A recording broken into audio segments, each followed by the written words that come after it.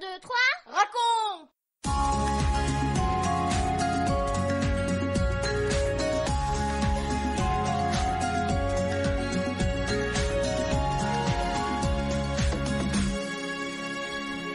Bonjour à tous, c'est Benji, au micro de Vital Radio, dans 1, 2, 3 raconte, notre série d'émissions spéciales pour tous les enfants.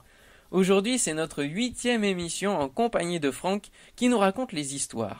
Nous avons parlé de la création et dernièrement nous avons vu comment Adam et Ève vivaient heureux avec Dieu, mais aussi comment ils lui ont désobéi, préférant obéir au diable. Depuis ce jour-là, le malheur est venu sur la terre. Le mal est entré dans le cœur de tous les hommes, et il y a une séparation entre Dieu et les hommes. Mais alors, on peut se demander comment les hommes vont faire pour s'approcher de Dieu. C'est justement ce que nous allons voir maintenant, et à la fin de l'histoire, tu pourras répondre à ma question du jour. Quel est le nom du Sauveur promis?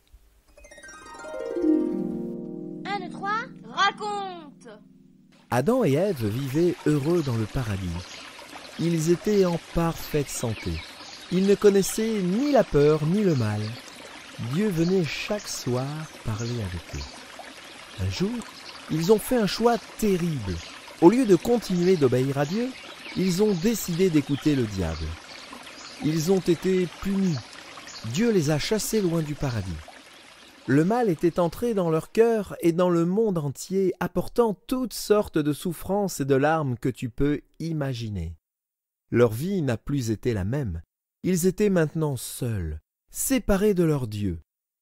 Mais Dieu, qui les aimait toujours, leur a fait une promesse.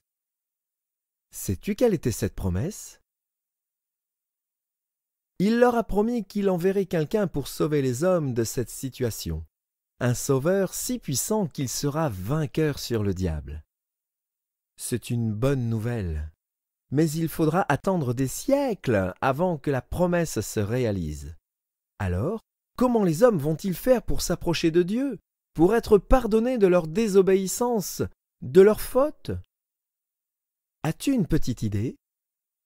Eh bien, Dieu a dit, « Vous sacrifierez un agneau, il sera puni à votre place et vous pourrez vous approcher de moi. Mais, je vous le répète, un jour, il n'y aura plus besoin de sacrifice.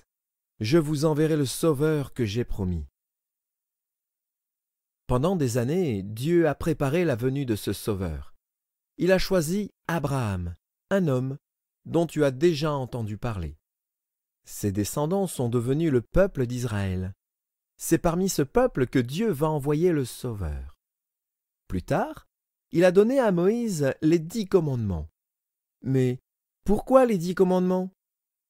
Eh bien, pour aider les hommes à faire de bons choix, à prendre de bonnes décisions. Tu en connais certainement quelques-uns. Tu honoreras ton père et ta mère, tu aimeras ton prochain, tu ne tueras pas, tu ne voleras pas, tu ne mentiras pas. Que penses-tu de ces commandements? Moi, je trouve qu'ils sont excellents. Si nous faisions tous ce que Dieu demande, la vie serait plus agréable. Mais on n'y arrive pas toujours, notre cœur n'est pas si bon.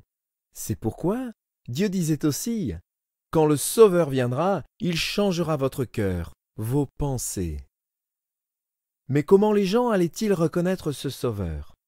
Tu t'es peut-être posé la question. Eh bien, Dieu a lui-même donné des indices. En voici 2. Une jeune fille aura un enfant, et elle lui donnera le nom d'Emmanuel. Ce Sauveur sera donc un bébé qui viendra de façon surnaturelle. Mais où va-t-il naître? Un prophète avait dit qu'il naîtrait dans le village de Bethléem. Beaucoup de gens connaissaient cette promesse. Certains qui n'y croyaient pas trop continuaient de vivre sans s'en occuper, en désobéissant à Dieu, mais d'autres l'attendaient avec impatience.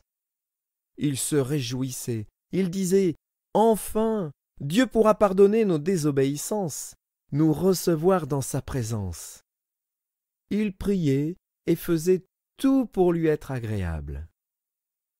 Et un jour, il y a plus de 2000 ans, Dieu a dit « Maintenant, tout est prêt, c'est le moment, j'envoie le Sauveur. » Mais je ne t'en dis pas plus. Nous nous retrouverons pour découvrir la suite des événements dans notre prochaine émission.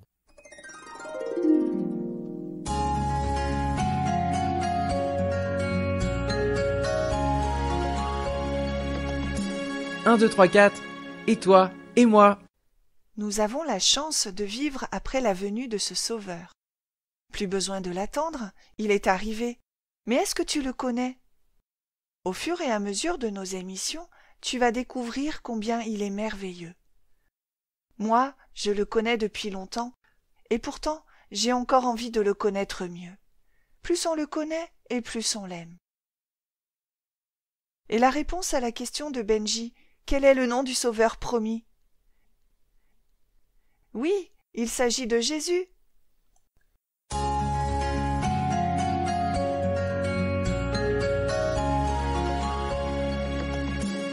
4, 3, 2, 1, et nous les parents. Nous n'avons fait qu'un léger survol de plusieurs siècles de la vie du peuple que Dieu s'est choisi. Mais il paraît utile que les enfants comprennent les raisons de cette séparation entre Dieu et les hommes, de la promesse qu'il a faite, de la nécessité d'un sauveur, et donc pourquoi Jésus est venu. Certainement, vous aurez l'occasion d'en reparler avec eux.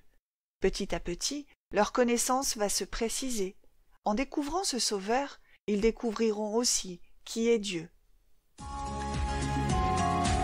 Vous venez de suivre l'émission 1, 2, 3 raconte avec Françoise Anelato, Franck Cascales, Benjamin Lamotte, Céline Girardi, Baptiste Roland, Erwan, Yuna et la collaboration de Vital Radio et 365histoire.com.